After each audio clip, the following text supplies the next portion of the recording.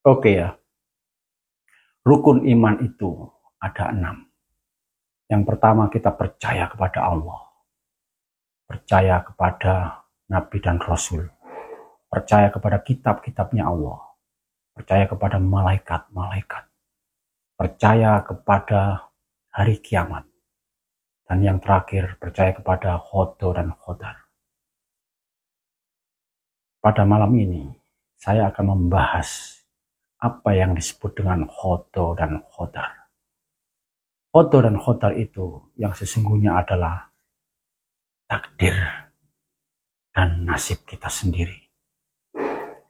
Khodo dan khodar. Khodo itu adalah nasib dan khodar itu adalah takdir. Jadi itu merupakan perjalanan hidup kita. Nasib itu seperti air yang mengalir, seperti sungai yang mengalir. Dia mengalir dari mata air yang bersumber dari bawah tanah. Air itu mengalir jernih. Nah, jernih, sangat bersih. Tidak ada kotoran-kotoran apapun. Tapi setelah dia mengalir menyusuri sungai itu, dia melewati rintangan-rintangan, melewati semuanya. Akhirnya apa? Air yang jernih itu menjadi kotor. Menjadi kotor dengan liku-likunya. Kadang-kadang dia belok kiri, kadang-kadang dia belok kanan, kadang-kadang dia turun seperti air terjun, ya kan?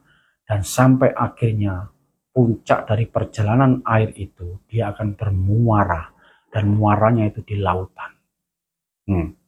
Air itu sudah tidak menjadi tawar lagi, tapi sudah menjadi asin. Itulah yang disebut perjalanan manusia, dari hulu sampai hilir, dari nasib sampai dia bertemu dengan takdirnya. Jadi keluarnya mata air itu yang pertama kali itu adalah nasib kita sendiri. Dan pada saat bertemu dengan lautan, itulah takdir.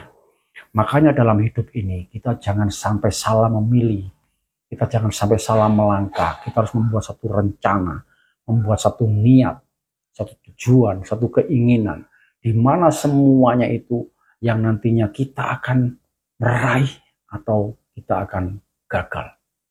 Nah, dari situlah kita kembali ke seperti air tadi, air sungai tadi itu tawar. Air itu bisa dibuat teh, kopi, sirup, susu, kita bisa olah, ya. Tetapi pada saat air sungai itu sudah menuju ke lautan dan bercampur menjadi lautan, menemui takdirnya, sudah tidak bisa dirubah lagi. Karena kita sudah menemukan takdir kita. Nah, dari situlah langkah yang tepat untuk kita memilih kemana tujuan hidup ini, kemana arah kita mau berjalan ini. Kita harus mempunyai satu keyakinan, kita harus punya niat, punya kemauan, punya keinginan. Dari situlah nantinya kita akan mendapatkan suatu keberhasilan. Kita jangan gampang terprovokasi dengan apapun, dengan keadaan apapun. Kita harus berusaha menjadi diri kita sendiri, menjadi diri kita seutuhnya. Jangan pernah kita bercermin dengan orang lain atau kepingin menjadi orang lain. Biar dia sukses, biar dia mau jadi apa.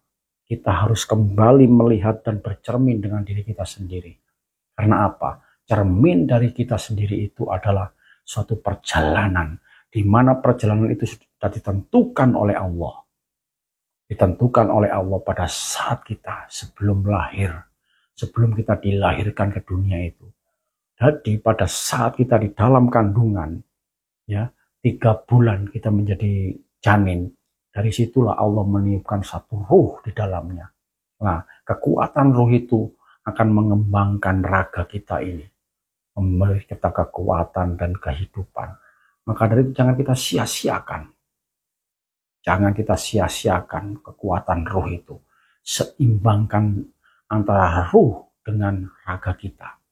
Karena itu adalah bentuk keseimbangan alam semesta, yaitu langit dan bumi, yang diwakili oleh Bapak dan Ibu. Bapak itu mewakili langit kita, dan Ibu itu mewakili bumi kita. Bapak dan Ibu menyatu, jadilah diri kita, mempunyai kekuatan jiwa dan raga, mempunyai akal dan pikiran. Kita harus tetap teguh dalam berpendirian. Tidak ada yang namanya terang kalau tidak ada gelap. Jadi kegelapan itu diciptakan untuk apa? Untuk terang itu sendiri.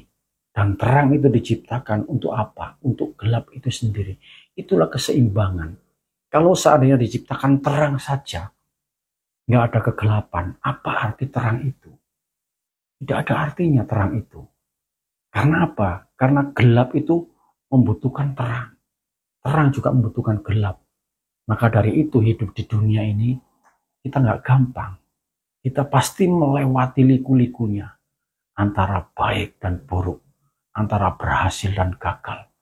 Karena pada saatnya kita akan bisa apa? Bisa menyatukan antara yang baik dan yang buruk. Antara yang terang dan yang gelap. Kita satukan. Kita jangan berbelok ke arah yang gelap atau ke arah yang terang. Kita harus di tengah-tengahnya. Menyusuri satu perjalanan. Itulah yang disebut Shirotol Mustaqim. Ya, jalan yang dikehendaki Allah. Jalan yang diridhoi oleh Allah. Kita harus tetap melewati jalan itu. Karena itu merupakan satu rel dalam kehidupan kita. Jangan sampai kita melenceng melewati rel itu. Terkadang kita itu apa? Merasa diri kita itu yakin, percaya diri, terlalu berlebihan, melampaui batas. Terkadang kita terprovokasi, kita mempunyai keraguan-keraguan. Dari situ tanpa kita sadari, kita keluar dari rel itu. Lambat laun semakin jauh dan semakin jauh. Apa yang terjadi? Kita akhirnya tersesat. Nah, dari kita tersesat itulah Allah memberikan apa? Memberikan petunjuk-petunjuknya. Supaya kita kembali kepada rel kita sendiri. Kita harus senantiasa berdoa, mempunyai satu keyakinan, supaya kita apa? Kita nggak sampai tersesat. Seandainya kita pun itu tersesat, ya masuk ke dalamnya sana, kita akan bisa untuk mengembalikan diri kita kepada rel kita yang sesungguhnya. Nah, di dalam kehidupan ini, liku-liku itu banyak sekali. Banyak ragamnya, banyak warnanya. Makanya warna itu nggak hanya satu, banyak warna. Ada merah, hijau, putih, kuning, hitam. Itu adalah merupakan suatu bentuk kehidupan dari warna itu sendiri. Dan warna-warna semuanya itu mempunyai satu karakter-karakter. Terkadang kita itu menjadi orang yang baik, terkadang kita itu menjadi orang yang malas, terkadang kita menjadi orang yang kuat, terkadang kita menjadi orang yang lemah. Itu kita mengikuti warna-warna itu sendiri. Maka dalam itu, hidup ini harus kita punya kontrol yang kuat untuk pengendalian pikiran, pengendalian hati kita. Untuk menyatukan semua warna itu. Jadi warna merah, hijau, putih, kuning, hitam itu kita satukan semuanya. Menjadi satu warna. Nah, satu warna itulah adalah bentuk dari kepribadian kita sendiri. Pada saat kita mempunyai kepribadian yang kuat, kepribadian yang tangguh, apapun kita bisa melewatinya.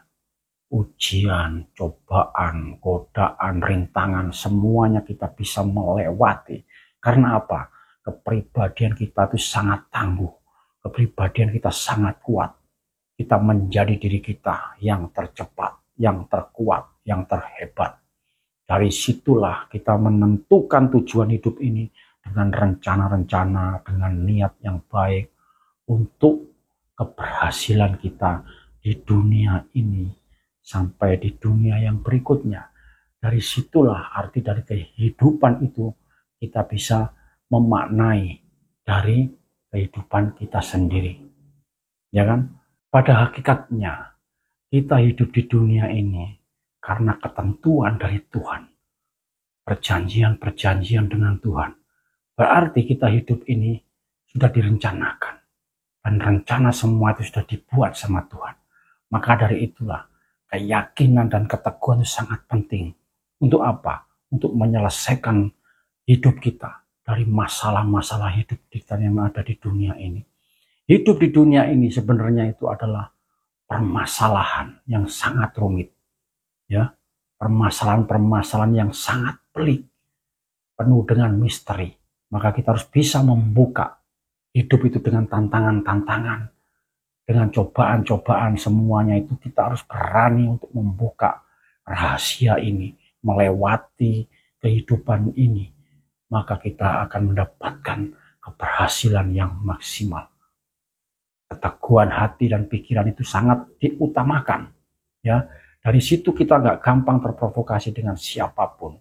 Ujian, godaan, rintangan, semuanya kita bisa melewati dengan keadaan, dengan pikiran yang jernih.